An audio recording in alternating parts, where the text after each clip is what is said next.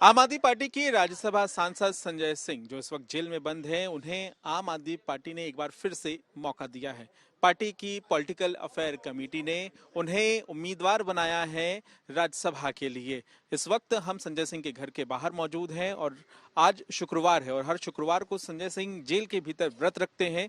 केंद्र सरकार की तानाशाही का आरोप संजय सिंह लगा रहे हैं और साथ ही उनकी पत्नी अनीता सिंह भी उनके आवास पर व्रत रख रही हैं, जो इस वक्त यहाँ पर मौजूद हैं। पीछे आप तस्वीरों में देखें तो आपको भारत माता की ये तस्वीर नजर आ जाएगी और इस तस्वीर के सामने ही अनीता सिंह व्रत रख रही हैं हर शुक्रवार को। लेकिन इस बीच जो खबर आई है वो भी कहीं ना कहीं संजय सिंह के तमाम जो समर्थक हैं, उनका परिवार है, उनके लिए राहत भरी खबर भी है और खुशियों वाली खबर भी है। अनीता सिंह से हम सीधे बातचीत कर लेते हैं। सबसे पहले तो ये बताइए कि जो संजय सिंह को दोबारा चुना गया है, आप मान रही थी कि ये तो होना ही था, और साथ ही साथ तमाम जो समर्थक उनके साथ जुड़े हैं उनके लिए भी राहत की बात है? हाँ, ये था कि अरविंद जी बड़े भाई हैं, तो उन्होंने आश्वासन भी दिया था कि संजय जी दोबारा राज्यसभा जाएंगे, तो इसकी खुशी भी है। और यहाँ पे सारे सब भाई लोग हैं, सबको खुशी है। लेकिन थोड़ा सा मन में दुख है कि आज वो बाहर नहीं है। अगर वो आज होते तो इसकी शायद दुगनी खुशी होती है।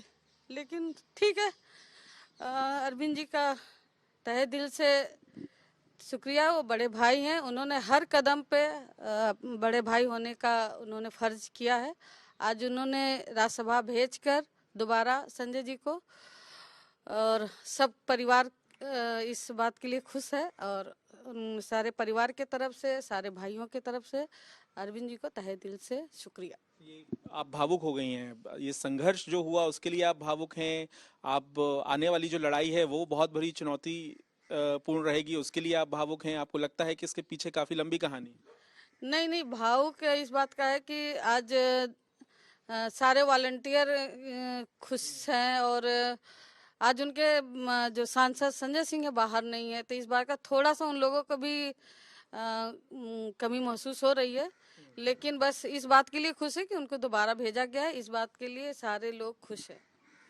साथ ही आप व्रत रख रही हैं, और क्या संजय सिंह भी जेल में व्रत रख रहे हैं? मकसद क्या है इसका, और आप लोग कब तक ये व्रत जारी रखेंगे?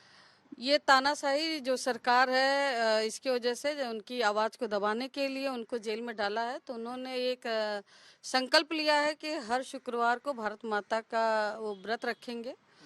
और उन्होंने जो आह्वान किया है, तो इसलिए हम लोग यहाँ पे अपने आवास पे उपवास कर रहे हैं। और यूपी में पूरे जिले पे सारे लोग उपवास कर रहे हैं, अपनी अपनी तरह से सब लोग उपवास कर रहे हैं। साथ ही अब क्योंकि राज्यसभा सांसद होने के नाते उन्होंने कई मुद्दे संसद में उठाए। हमने देखा कि जब यहाँ ईडी पूछताछ के लिए भी आई थी, उससे पहले कई पोस्टर उन्होंने यहाँ लगा दिए थे। वो ये भी कहते रहे कि संसद में वो जो आवाज़ उठाते हैं वो भी एक वजह बनी कि ईडी ने उनको गिरफ्तार कर लिया। लेकिन इस फैसले के बाद अब क्या लगता है कि आगे किस तरह से रणनीति रहेगी, और आपको क्या उम्मीद है कि वो कब बाहर आएंगे और वापस मुद्दे उठाएंगे? वो अंदर से बहुत मजबूत है, और उनकी मजबूती ही हम लोग हैं, हम लोग की मजबूती वो है।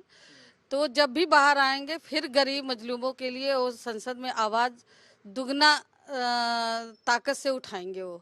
और हमको पूरा विश्वास है कि जिस दिन वो आएंगे उस दिन कार्यकर्ताओं के अंदर उत्साह रहेगा, पार्लियामेंट के अंदर उत्साह रहेगा, क्योंकि वहाँ पे भी एक नेता की कमी महसूस हो रही है।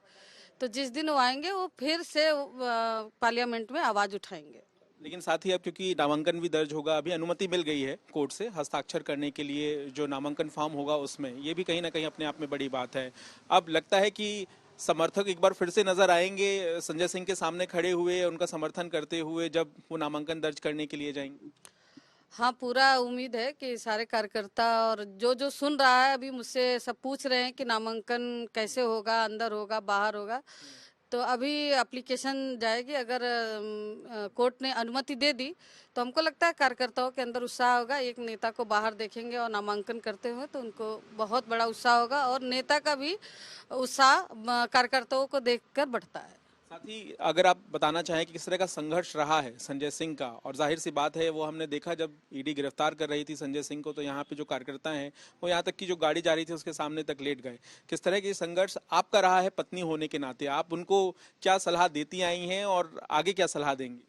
नहीं, सलाह नहीं है वो। अभी एक अच्छे कार्य के लिए वो निकले थे, शुरू से ही 94 से वो समाज सेवा कर रहे थे, नौकरी को उन्होंने छोड़ दिया और 94 से ये सेवा चल रही है। तो मुझे ये लगता है कि कोई गलत काम नहीं कर रहे हैं, गरीबों के, मजलूमों की, बेरोजगारों की और सबकी आवाज़ उठा रहे हैं, तो उसमें साथ देना चाहिए। तो मैं उनके कंधों से कंधा मिला के आज तक आई हूँ और आगे भी रहूँगी और जितना हमसे हो पाएगा उनका पूरा साथ देने की पूरी कोशिश करूँगी। क्योंकि आजकल तो वीडियो कॉल वगैरह भी होते रहते हैं, बात होती है आपकी, क्या कहते हैं वो कहते हैं उत्साह रखो, हिम्मत हारने की जरूरत नहीं है, मैं भी हिम्मत से हूँ। तो हम लोग बोलते हैं कि आप हिम्मत से हैं तो हम लोग भी हैं। तो यही है कि वो काज के बारे में पूछते हैं? हाँ, काम काज के लिए पूछते हैं कि जो लोग आते हैं उनका काम होता है कि नहीं होता है। तो जितने भी लोग आते हैं, जितना हम लोग के स्तर से काम होता है वो पूरा करते हैं। कुछ लेटर जाता है मेडिकल के लिए तो साइन नहीं हो पाती, तो एनडी गुप्ता जी के यहाँ से साइन होके आती है। कहीं ना कहीं से उन लोगों को काम हो जाता है, निराशा इस घर से नहीं मिलती है। आगे अब क्या आप एक बात बताना चाहेंगे जो आपको अहम लगती है संजय सिंह की, लगता है कि ये बहुत खास बात है जो उनको एक बड़ा नेता बनाती है? बस उनकी आवाज़ है, उस आवाज़ को बुलंदियों के साथ उठाते हैं। आगे चल के ऐसे ही उठाते रहेंगे और सबका सपोर्ट रहेगा। तो आगे से ऐसे ही वो बस हौसला रखें, एक दिन वो बाहर आएंगे। हो सकता है कि वो बाहर आए तो चौगनी आवाज़ लेकर, चौगनी हिम्मत लेकर आएंगे और सबके लिए आवाज़ उठाएंगे। अंतिम सवाल मेरा ये है कि मैं पीछे पढ़ पा रहा था कि यहाँ पे केंद्र सरकार की तानाशाही की आप बात कर रहे हैं, आप सभी लोग जो प्रदर्शन में शामिल हैं, तो ये तानाशाही क्या है, किस तरफ आप इशारा कर रहे हैं? तानाशाही ये है कि जो जो भी पार्लियामेंट में आवाज़ उठा रहा है, जैसे आप महुआ मित्रा को देखे होंगे, संजय राउत भी थे, जितने लोग भी, अभी आपने देखा 145 सांसद को उन लोगों ने सस्पेंड कर दिया। तो ये तानाशाही नहीं है तो और क्या है, ये तानाशाही है और वो एक तरफा सरकार चलाना चाहते हैं। तो इसलिए संजय सिंह की आवाज़, महुआ मित्रा की आवाज़, सबकी आवाज़ को दबा के कि इनके खिलाफ कोई कुछ न बोले और सबको उठा के जेल में डाल दिया जाए। तो अगर ऐसे ही तानाशाही करना है तो सारे जितने भी अदर पार्टी के लोग हैं सबको जेल में डाल दे। बहुत बहुत धन्यवाद। तो यहाँ पे अनीता सिंह व्रत रख रही हैं और साथ ही साथ खुशी भी जाहिर कर रही हैं, भावुक भी हो रही हैं, क्योंकि एक बार फिर से संजय सिंह को राज्यसभा सदस्य के तौर पर चुना जाएगा। और ऐसी स्थिति में अब समर्थकों से भी आह्वान है कि जब नामांकन हो तो वो यहाँ पर मौजूद रहें और देखना होगा कि आम आदमी पार्टी की आगे की क्या रणनीति होती है। कैमरामैन अनिल जायसवाल के साथ पंकज जैन।